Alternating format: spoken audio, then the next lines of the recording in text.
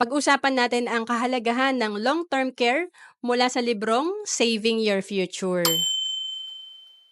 Think about it. If you have to take care of the parents while having a job and a family, it can be a huge burden. Tama naman na talagang mahirap pag meron tayong aging parents. Many people may have to quit their job to look after their parents. Even elderly persons who lack money and assistance have to take care of their spouses, and they are not physically or mentally capable to handle it. Magastos talaga kapag pinag-uusapan ng healthcare.